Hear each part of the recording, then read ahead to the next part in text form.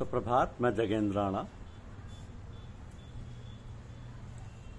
सृष्टि का आधार है प्रेम, यह हमारी आज की आध्यात्मिक चर्चा का विषय। सृष्टि का आधार है प्रेम। बंधनाने खलु शांते बहुन प्रेम रज्जु दृढ़ बंधन माहु। दारु भेद पुराणे डपी सरसी धनुष्क्रियो भवती पंकजे कशे। संसार में बंधन तो बहुत है, पर प्रेम रूपी रज्जु के बंधन से अधिक दृढ़ और कोई बंधन नहीं। भ्रमर लकड़ी को काटकर चूर चूर कर देता है, परंतु कोमल कोश के भीतर बंद हो जाने पर वह प्रेम के इतना वशीभूत हो जाता है कि वह चुपचाप बंद पड़ा रहता है। प्रेम एक अद्भुत वस्तु है। प्रेम में अचिंत्य शक्ति है। संसार के कठिन से कठिन कार्य प्रेम द्वारा सरलतापूर्वक हो सकते हैं। प्रेम से बढ़कर कोई वशीकरण मंत्र नहीं। ऐसा कोई भी स्थान नहीं जहाँ प्रेम की गति ना हो या प्रेम अपना कार्य न कर सके। मनुष्य का तो कहना ही क्या, दैत्य दानव देवता भी प्रेम के वशीभूत हैं। प्रेम पत्थर को मौम कर देता है। बड़े से बड़ा शत्रु भी प्रेम के आगे सिर झुकाता है। संसार में ऐसा कोई भी प्राणी ना मिलेगा जिसको किसी से प्रेम नहीं। मनुष्य प्रेम का जीव है। बिना किसी से प्रेम किए वह जीवित ही नहीं रह सकता। प्रेम ही सृष्टि का आधार है। प्रेम का प्रभाव मनुष्य के शरीर पर ही नहीं किंतु मन और आत्मा पर भी पड़ता है। ईश्वर भी प्रेम में है। सच्चे प्रेम से ही ईश्वर की प्राप्ति होती है। प्रेम रज्जु सिंहों को बांधे, प्रेम मंत्र सब कारज साधे। प्रेम आँच पत्थर को घाले, प्रेम वायु ब्रह्मांड हिलावे। प्रेम चोट हीरे को फोड़े, प्रेम गोंद टूटे को जोड़े। प्रेम बराबर योग नहीं, प्रेम बराबर ध्यान। प्रेम भक्ति बिन साधना सभी तो था जा। क्या है प्रेम? नारद भक्ति सूत्र कहता है कि दर्शने स्पर्शने बापी श्रवणे भाषणो डपीना यत्र हृदय द्रवत्र सा स्नेह इति कथ्यते। अर्थात देखने से, स्पर्श करने से, प्रेम पात्र के विषय में सुनने से और बातचीत करने से जब हृदय द्रवित हो, पुलकित हो, तब उसकी स्नेह या प्रेम की संज्ञा देती है। देखने सुनने से हृदय प्रसन्न हो किंतु तृप्ति ना हो, प्रेमी सदा तृप्त ही बना रहे। प्रेम अनुभवी तो है जो उसे खुद कहने की शक्ति प्रदान करता है। गालिब ने कहा कि एक आग सी है हमारे दिल में लगी हुई, शायद इसी का नाम मोहब्बत है। सिरता उर्दू शायरी के उस्ताद अमीर साहब मैं शायद गालिब की तरह इससे अपरिचित हैं। तभी तो वह कहते हैं कि हम तीर इश्क से वाकिफ नहीं है, लेकिन सीने में दिल को कोई मला करे है। एक अंग्रेज विद्वान ने कहा कि love what a volume in a world, an ocean in tear, a seventh heaven in a glance, a whirlwind in a sigh, the lightning in a torch, a millennium in a moment. What concentrated gay or woe, and blessed or delighted love. प्रेम केवल एक शब्द का ये ऐसा बृहद ग्रंथ है। एक ही आंसू का कैसा विशाल सागर है। एक ही दृष्टि से सातवां स्वर्ग दिखाई देता है। एक ही आह ने कैसा भवंड उठा दिया। एक ही स्पर्श से ये विद्युत एक क्षण में लाखों योग इस महान प्रेम को आशीर्वादात्मक कहें या सर्वनाशात्मक, उसी में तो आनंद और वेदना का केंद्रीकरण हुआ है। संक्षेप में हम कह सकते हैं कि प्रेम भाषा या वाणी का विषय नहीं। जिसने प्रेम में अपने आप को मिटा दिया वही प्रेम की सही परिभाषा या किसी हद तक कह सकता है। प्रेम को इश्क क्या शय है किसी कामिल से पूछा जाइए। इश्क क्या शय है किसी कामिल से पूछा चाहिए। इसकी लज्जत को किसी बिस्मिल से पूछा चाहिए। किस तरह जाता है दिल ये बेदिल से पूछा चाहिए। प्रेम एक प्रकार की मन शक्ति और शास्त्रों ने मन का स्थान हृदय बताया। अतः प्रेम का स्थान भी हृदय। हृदय ही श्रद्धा, प्रेम, ईर्षा, राग, द्वेष आदि भावों के उत्पन्न होने का स्थान है। प्रत्येक प्रकार की शक्ति का केंद्र मस्तिष्क में ही होता है। प्रेम का केंद्र भी मस्तिष्क में ही। मस्तिष्क के दो भाग हैं, ब्रह्म मस्तिष्क और क्षुद्र मस्तिष्क, जिनका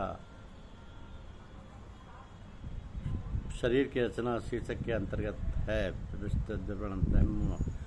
विस्तृत मस्तिष्क के ठीक पीछे और क्षुद्र मस्तिष्क के नीचे पर आगे की और सुषुम्ना मस्तिष्क यानी मॉड्यूला ओबलंगोटा नामक सबसे मुख्य और महत्व का भाग है। वही ज्ञान शक्ति का स्थान, इसे ज्ञानाशय भी कहते हैं। उसी के नीचे एक भाग से सुषुम्ना का आरंभ होता है, जो रीढ़ की अस्थियों के बीच होती हुई नीचे तक चली गई है। इसी के द्वारा समस्त शारीरिक ज्ञान तंतु शरीर के सूक्ष्म से सूक्ष्म भागों में फैले हुए हैं।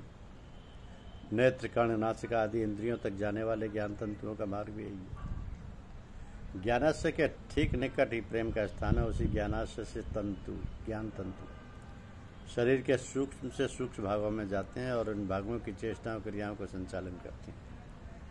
नेत्र, कर्ण, नासिका आदि इंद्रियों के केंद्र भी प्रेम के स्थान के अति निकट हैं। यही कारण है कि इंद्रियों की क्रियाओं का प्रेम से विशेष संबंध है।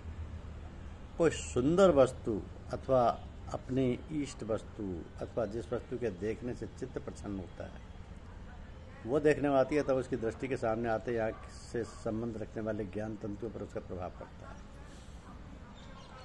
और उन्हीं के द्वारा ज्ञानाशय में चल विचल उत्पन्न हो जाता है। ये प्रभाव ज्ञानाशय से प्रेमाशय को मिलता है। प्रेमाशय उसके बदले में ज्ञानाशय को प्रसन्नता और उत्तेजना देता है। ज्ञानाशय में उत्तेजना होने से उससे संबंध रखने वाला प्रत्येक शारीरिक ज्ञान तंतु उत्तेजित और प्रफुल्लित होता है। तो चेहरे पर लालिमा प्रसन्नता छा जाती है, नेत्रों में कांति उत्पन्न हो जाती है, यहाँ तक कि समस्त शरीर रोमांचित होता है। इस प्रकार चेहरे और अन्य अवयवों के हाव भाव आदि से प्रेम टपकने लगता है। यही कारण है कि प्रेम पात्र के विषय में अथवा स्वयं प्रेम पात्र के मुख से कई बार सुनने से उसके विषय में अथवा स्वयं प्रेम पात्र से कोई बात करने से, उसका स्पर्श करने से मनुष्य पर विशेष प्रभाव पड़ता है। तो प्रेम एक प्रकार की मानसिक शक्ति है। ये जानना आवश्यक है कि मानसिक शक्ति किसको कहते हैं। यह वो शक्ति जो प्रत्येक कार्य में प्राणोयम है। इस शक्ति के बिना साधारण से साधारण कार्य भी कठिन मालूम होने लगते हैं और अति कठिन कार्य भी शक्ति के द्वारा सरलतापूर्वक संपादित किए जा सकते हैं। ये शक्ति संसार में अनेक नामों से विख्यात है। इच्छा शक्ति, आत्मशक्ति, आत्मबल, हृदय बल, मनोबल आदि सब इसी के नाम हैं। नाम पृथक पृथक होने पर भी वास्तव में यह सब नाम एक ही शक्ति के बोधक है। और मानसिक शक्ति का शब्दार्थ मन की शक्ति है। अतः मन का प्रवर्तन ठीक ठीक ज्ञान ना हो जाए और मन की शक्ति भले प्रकार समझ में नहीं आ सकती। मन वास्तव में विचारों की एक अवस्था का नाम है। विचारों की 3 अवस्थाएं। स्वभाव से मनुष्य विचारशील, हर समय कोई ना कोई विचार उसके हृदय मस्तिष्क में आता ही रहता है, कोई क्षण खाली नहीं जाता। एक विचार जाने नहीं पाता कि दूसरा आ जाता है। विचार इतनी जल्दी आते और जाते रहते हैं कि पता ही नहीं चलता कब एक विचार आया और दूसरा गया और तीसरा कब आया। इसी विचार परंपरा, विचार श्रृंखला को विचारों की प्रथमावस्था कहती है।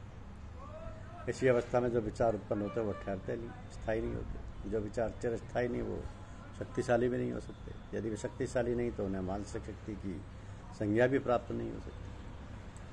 तो प्रथमावस्था में जो विचार मन में उत्पन्न होकर रह गए हैं, विस्मृति नहीं होने पाए, उन्हीं पर बार बार मनन करना, उनकी सार्थकता निरर्थकता की जांच करना और उनके सत्यासत्य होने का निर्णय पहली विचारों की द्वितीय अवस्था है।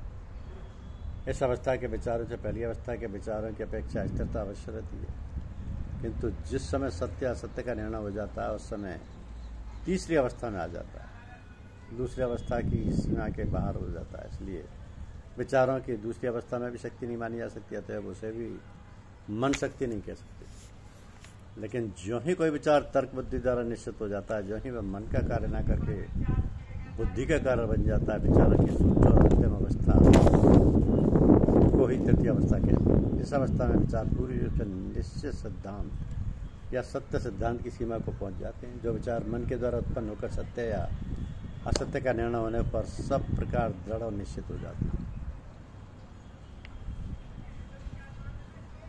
उनमें से किसी प्रकार की कमी या कच्चापन नहीं रहता। तो मन का कार्य ना रहकर बुद्धि का कार्य बन जाता है। इसलिए शास्त्रकार ने बुद्धि की निश्चयात्मकता माना है। बुद्धि का धर्म है कि पूर्ण रूप से सुदृढ़ हुए सिद्धांत को ही ग्रहण करती है। विचारों की इस अवस्था को मानसिक शक्ति कहते हैं। इसी शक्ति के द्वारा प्रत्येक कार्य बहुधा सफलतापूर्वक संपादन कर सकते हैं। शर्त यह है कि उसे निश्चयात्मक बुद्धि ने पूरे रूप से मान लिया हो। तो प्रेम का प्रभाव यह होता है कि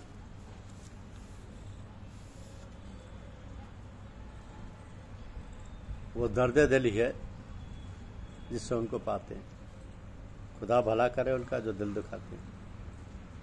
नहीं इसका दर्द लज्जत से खाली, जिसे जौक है वो मजे जानता। मोहब्बत के जो बंदे हैं वो कब फरियाद करते हैं। तड़पते हैं, सिसकते हैं, उन्हीं को याद करते हैं। धन्यवाद।